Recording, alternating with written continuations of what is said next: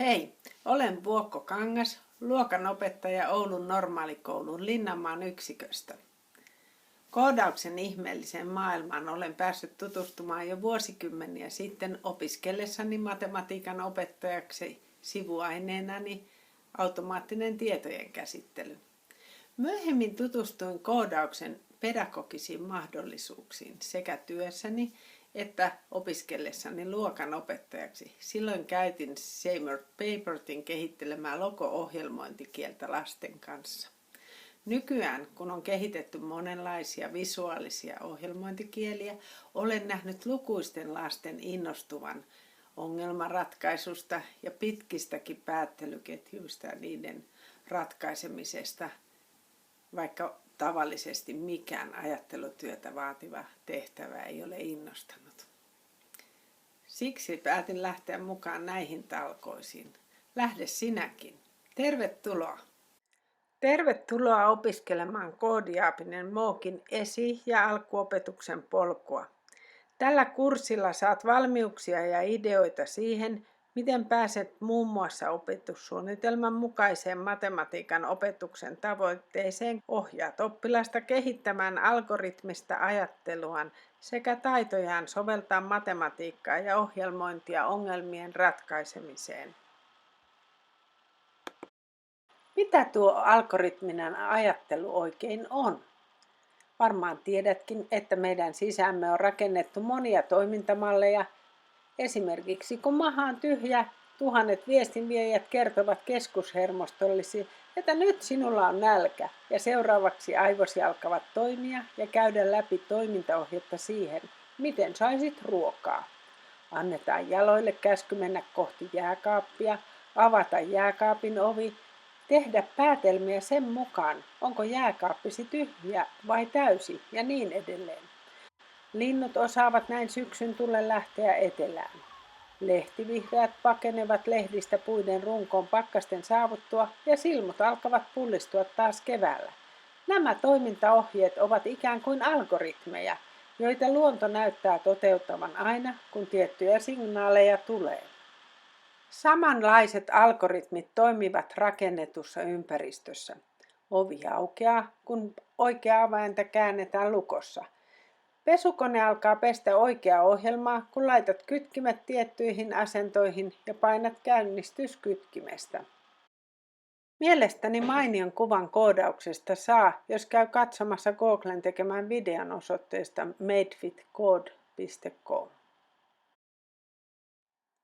Alkeiskoodaus kannattaa aloittaa erilaisilla leikeillä.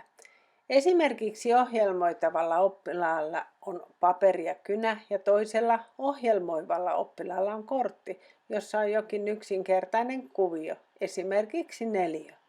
Ohjelmoija antaa yksiselitteiset neuvot, joiden avulla toinen piirtää kortissa olevan kuvion omaan paperiinsa. On myös lukuisia muita pelejä ja leikkejä, joihin voidaan laatia toimintakaaviot eli algoritmit ja niiden pohjalta tehdä ohjelma. Yksi aika hyvin tietokoneohjelmointiinkin verrattavissa oleva leikki on Kapteeni käskee -leikki. Siinä leikkijät saavat ymmärtää käskyjä vain, jos alussa ovat oikeat taikasanat. Kapteeni käskee. Mitä leikkejä sinä keksit?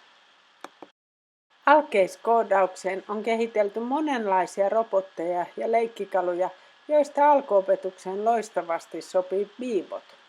Siinä kimalaisen näköinen rullilla kulkeva kapine tottelee seuraavia käskyjä: eteenpäin, taaksepäin, käännös vasempaan ja käännös oikeaan.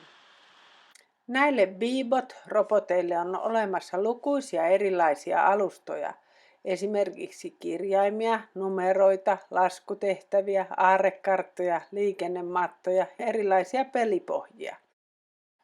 Jokainen opettaja varmasti keksisi näillä Beeboteilla vaikka mitä leikittävää ja koodattavaa. Opinsysillä on sympaattinen ohjelmoitava nallerobotti. Sen voi saada esimerkiksi tietyistä ääni- ja valosignaaleista heiluttamaan kättään ja murisemaan. Nalleakin ohjelmoidaan tietokoneelta raahaamalla ja liittämällä palikoita eli ohjelmapaloja tai lohkoja toisiinsa. Sen käyttö on luonteva jatke Scratch Juniorille. Se on helpompaa kuin esimerkiksi Lego-ohjelmointi, kun vaihtoehtoja toimintoihin on vähemmän. Jos eri robottien ohjelmointia ajattelee, voisi ykkös-kakkosille sopivimpia olla Peabotin tai sen tyyppiset Bluebotit, kolmos-nelosille Nallet ja vitosesta ylöspäin Lego-ohjelmointi ja seiskasta ylöspäin Arduino tai vastaavat. Olisikohan oppilaista mukava koodata Nalle murisemaan aina, kun luokan melutaso uhkaa kohota liikaa?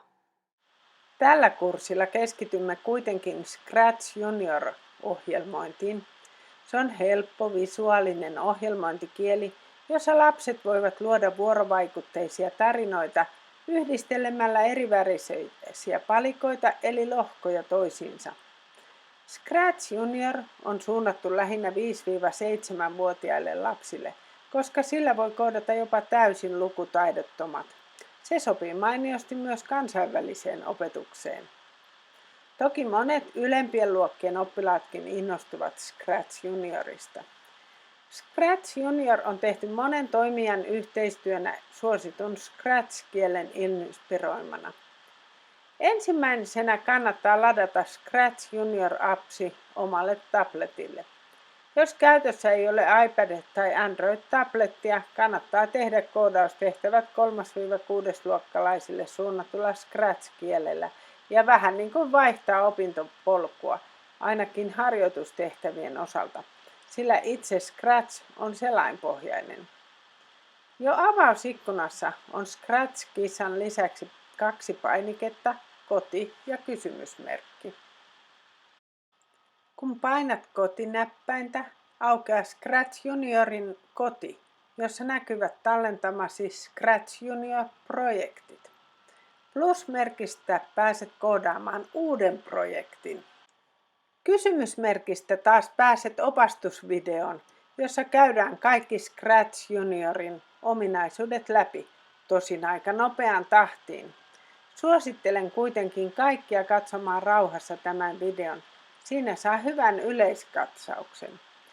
Moni oppilas tosin haluaa jo ensimmäisten minuuttien jälkeen ruveta itse tekemään omaa tarinaansa. Ohjeikkunan alaosassa näkyy lukuisia esimerkkiprojekteja, joita on tehty Scratch Juniorilla. Mikä sinusta niistä sopisi alkuesimerkiksi omille oppilaillesi? Oikean yläkulman kirjankuvaa painamalla pääset tarkempiin englanninkielisiin ohjeisiin. Tässä kerrotaan, kuinka Scratch Junior on luotu ja mihin se soveltuu. Olen myös yrittänyt Liisan avustuksella kääntää alhaalla olevista linkeistä tärkeimmät suomeksi Koodiaapisen kirjastoon. Mutta nyt on siis aika aloittaa harjoittelu ja luoda oma Scratch Junior-projektisi.